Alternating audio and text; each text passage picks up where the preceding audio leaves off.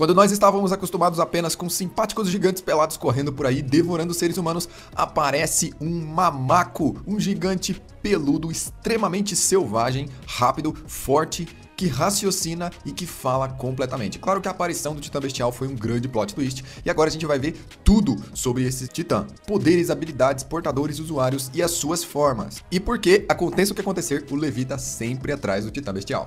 Em uma batalha que foi um verdadeiro massacre, a tropa de exploração vai, ou pelo menos tenta, ir até o Titã Bestial e o que eles recebem é uma chuva de pedras. Eles foram completamente aniquilados pelo poder esmagador dos longos braços com o seu arremesso de pedras do Titã Bestial. Ele pega uma pedra grande, a esmaga em pequenas pedras pequenas e consegue lançar a altíssimas velocidades de uma forma muito certeira, acertando e destruindo tudo pela frente, e os seres humanos feitos de carne são completamente despedaçados diante a este poder esmagador. Zeke, o seu usuário, que é mais tarde apresentado para nós no anime, trata isso de uma forma tão fria que ele considera um jogo. Na verdade, ele faz até algumas poses como se estivesse brincando. Em Shingeki no Kyojin temos muitos personagens frios, mas Zeke se destaca quando o seu nível de frieza é mostrado. O Titã Bestial já teve várias formas, mas isso a gente vai ver daqui a pouco. Zeke Yeager, o irmão mais velho do Eren, nosso protagonista, foi a chave para unir a sua personalidade, os seus sentimentos e as suas habilidades para criar o único e inigualável Titã Bestial que nós conhecemos. Esse é um dos titãs que mais recebeu memes também. Por algum motivo, a galera curtiu muito fazer memes com esse personagem. E este vídeo aqui faz parte de uma playlist onde eu estou analisando e falando de poderes, detalhes, curiosidades, tanto sobre o Titã quanto os seus usuários. Então, se inscreva no canal e deixe aquele joinha para fazer parte da família Anime no Kokoro e vamos ao Titã Bestial. Para conhecer o Titã Bestial, primeiro precisamos conhecer a história de Zeke Yeager, uma história extremamente dramática. E a história começa no Império de Marley, a ditadura marleana que oprime as pessoas e faz com que eles sejam soldados que obedecem cegamente, estão desde cedo manipulando e fazendo lavagens cerebrais na mente do menino Zeke. E isso faz com que ele acredite que a supremacia de Marley deve ser mantida acima de tudo, até mesmo sobre a família e amigos. Porém, Zeke, mesmo criança, ainda tem um grande e forte senso de justiça motivado pelos próprios pais.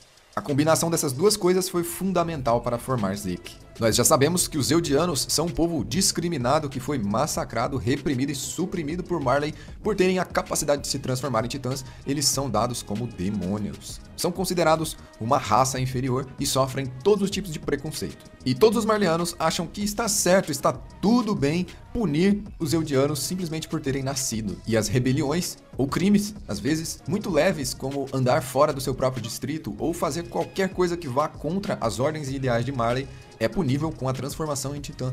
Eles levam os Eldianos até o topo da muralha, que fica na entrada da Ilha Parades, injetam o líquido de algum titã e eles se transformam em titãs puros e vagam eternamente pela Ilha Parades, devorando humanos. É claro que esse cenário já mudou, pois conseguiram eliminar todos os titãs que viviam dentro da Ilha Parades. Porém, todos eles eram criminosos, talvez até inocentes, entre eles crianças e idosos, que foram duramente massacrados e punidos pelo exército de Marley. Só pra gente conseguir medir exatamente o quão cruel são os marleanos, o Grisha, ainda criança, teve a sua irmã capturada e dada para os cachorros. Eles deram uma criança para os cachorros comerem.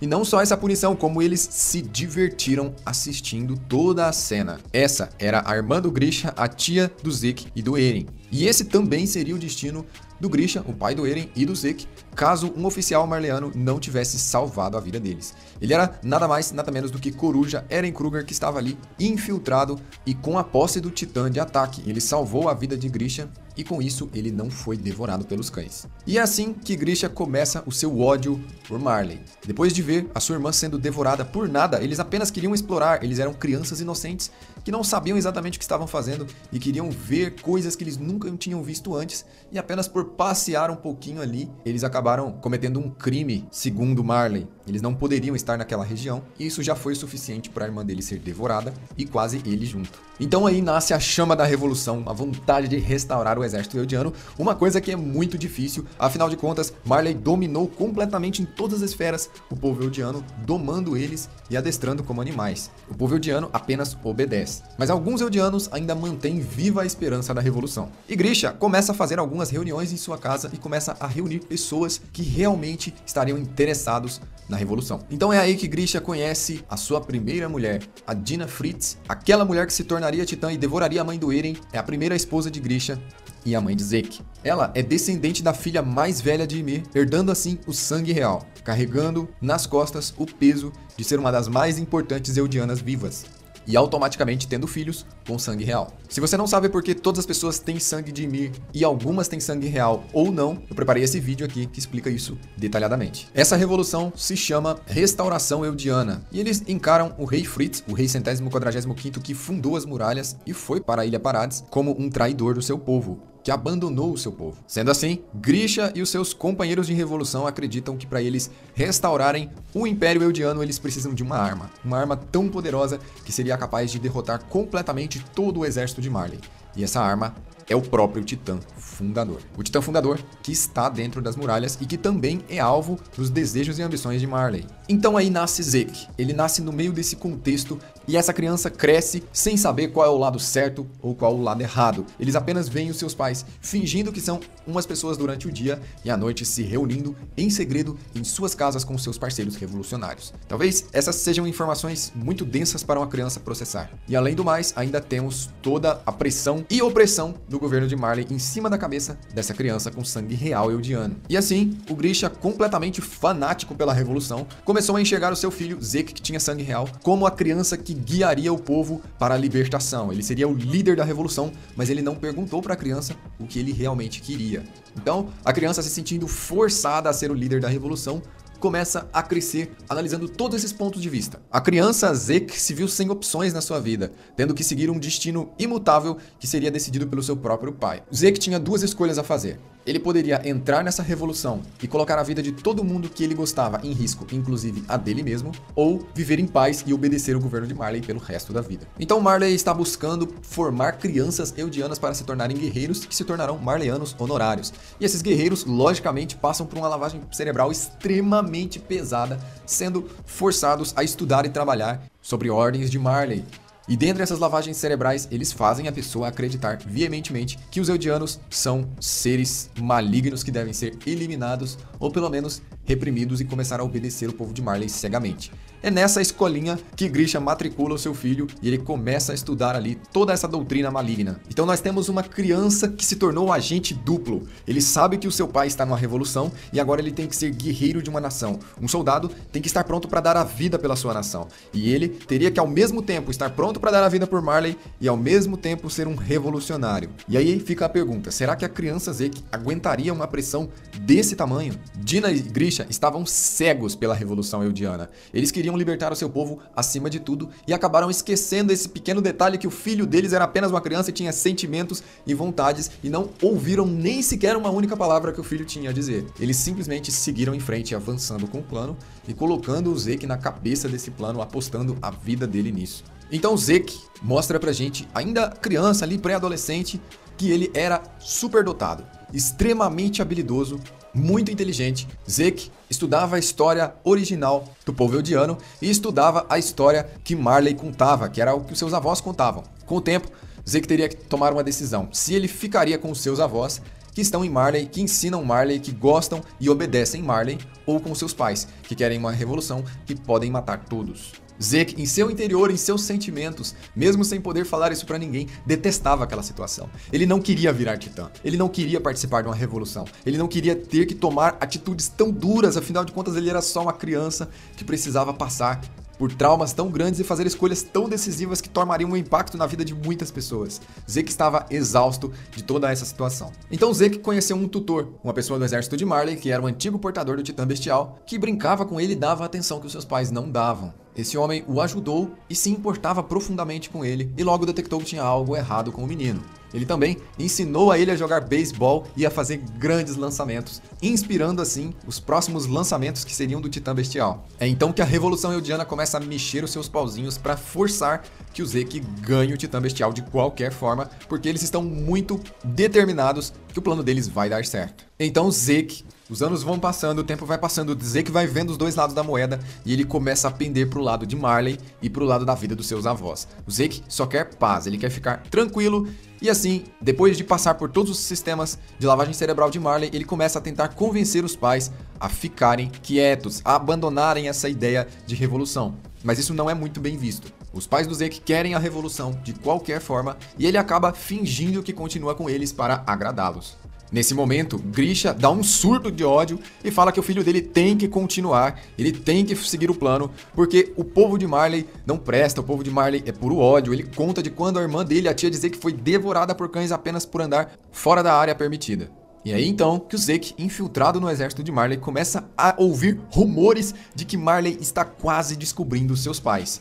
E aí, se os pais dele forem descobertos, toda a revolução vai cair e ele vai junto. Afinal de contas, ele vive com seus pais e ele está calado, ele não contou pra ninguém. Então ele começa a temer pela segurança da vida dele e pela segurança da vida dos seus avós. E também dos seus pais. Quem for descoberto fazendo esse tipo de plano de revolução, automaticamente vai tomar uma injetada de líquido de titã e vai se tornar titã puro e vai ficar vagando em Parades e assombrando os humanos que vivem na ilha. Zeke está muito ciente desses perigos. Então o Tom, que está ali praticamente fazendo o papel de pai do Zeke, conversa com ele, pergunta o que tem de errado e Zeke acaba abrindo o jogo com Tom. Ele, muito compreensivo, diz que entende a situação todo num geral, mas que Zeke deve entregar os seus pais. Deve entregar os seus pais porque seus avós não merecem morrer por nada, já que eles são fiéis a Marley, e o próprio Zeke não precisa morrer. Afinal de contas, não tem como eles vencerem ali, naquele cenário, sendo minoria e estando quase sendo descobertos. É aí que Zeke toma a atitude. Ele vai até seus superiores do exército de Marley e conta o plano dos seus pais. Conta também que seus avós não estão envolvidos e são fiéis seguidores de Marley, fazendo assim com que Zeke salve a sua própria vida, salve a vida de seus avós, se torne um guerreiro portador do titã bestial e que seus pais sejam levados para a Ilha Parades e transformados em titãs puros, punindo assim eles para sempre. Uma decisão realmente muito difícil para uma criança, mas ele acabou escolhendo o lado mais seguro. Um detalhe muito importante aqui é que durante todos esses acontecimentos, Zeke não tinha nem 10 anos. E toda essa pressão na cabeça do menino fez com que ele lembrasse da negligência dos seus pais e o risco em que eles estavam o colocando, e isso acabou sendo decisivo para que ele tomasse a sua atitude. É aí então que Dinah Fritz se torna titã, que seria aquela mesma titã que comeria a mãe do Eren e que seria a mesma titã que o Eren socaria na mão dela e controlaria a coordenada pela primeira vez ao tocar em sangue real. É do alto das muralhas que Eren Kruger, o Coruja, salva mais uma vez Grisha. Os dois conversam e ele passa o titã de ataque para o seu sucessor, que seria Grisha.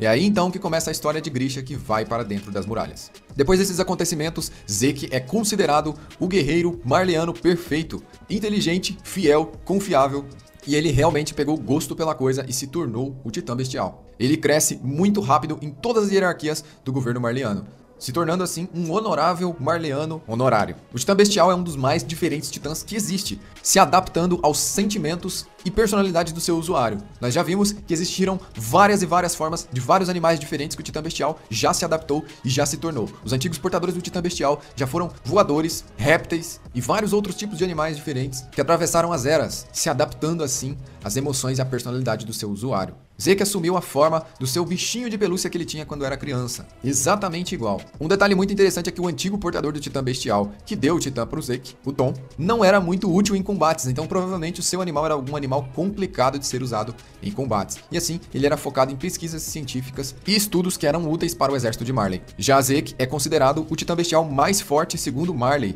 Ele é o guerreiro mais poderoso de Marley, assim como os próprios soldados marleanos disseram. Isso porque o seu sangue real dá habilidade que os outros guerreiros não conseguiriam acessar. Por ter sangue real, Zeke Yeager, filho de Dinah Fritz, consegue fazer coisas que outros usuários não conseguem, como por exemplo, transformar pessoas em titãs puros com seu líquido de titã bestial. O titã bestial também é capaz de usar o endurecimento, protegendo assim seu corpo de ataques. E ele também é um titã, um dos poucos titãs que consegue falar a língua humana fluentemente na sua forma titã. É muito interessante que as expressões faciais do titã bestial, quando ele está falando, se comunicando, são extremamente humanas, diferente dos outros titãs que só se parecem com humanos, mas têm aparência meio que de zumbi. O titã bestial realmente tem expressões muito humanas. E sua técnica de lançamentos de pedras que Zeke tem aperfeiçoado durante anos é extremamente eficaz para destruir qualquer coisa, podendo assim atacar em larga escala vários inimigos, e a pontaria impecável de Zeke ajuda bastante também. O seu titã tem longos braços que potencializa seu arremesso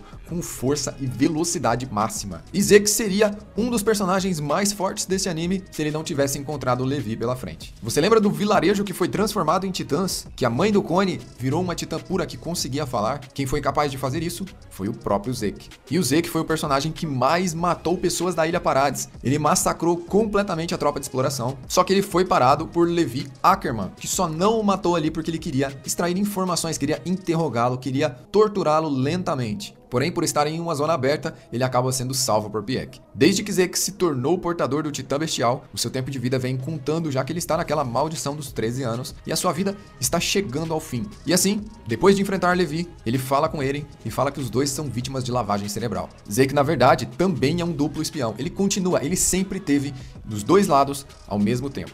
E ele tem o plano próprio, um plano que vai contra Marley e um plano que também vai contra o povo de Eldia. O plano de Zeke é eliminar completamente o povo eldiano sem causar dor e nem sofrimento a nenhum dos lados. E para isso, Zeke pretende obter o poder do Titã Fundador, cedendo para Eren o sangue real que ele possui, ou devorando Eren. De alguma forma os dois precisam se unir e assim ativando o poder do Titã Fundador, que pode fazer qualquer coisa com o povo eldiano. Assim, com o poder do Titã Fundador, Zeke pretende em seu plano causar a eutanásia. Eutanásia significa morte sem dor. Nesse caso, a eutanásia seria por eliminação.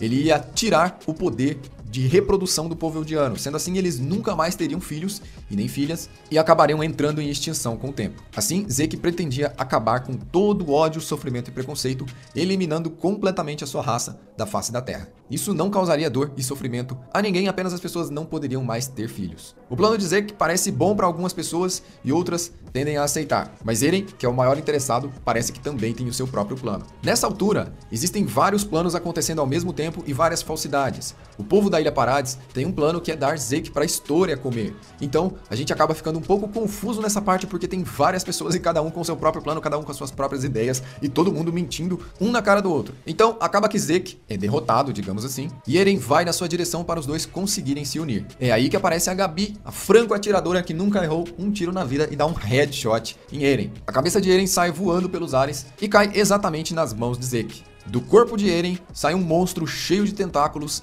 e liga sua cabeça de volta ao corpo por uma longa distância. O toque no sangue real faz com que Eren desperte na sua forma titânica suprema, ativando assim o estrondo.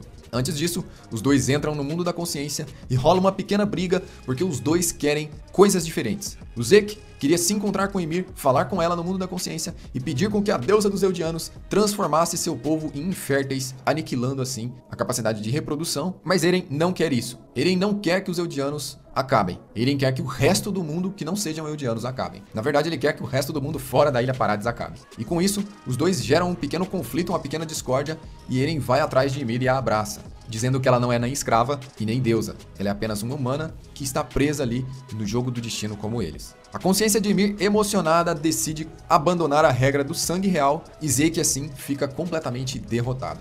Ymir fornece todo o poder primordial para Eren e Zeke fica ali apenas como massa de manobra. Sendo assim, Eren ativa o estrondo e toma todo o poder do Titã Fundador para ele e começa sua marcha da morte. E Eren também consegue usar os poderes e habilidades de Zeke durante essa forma.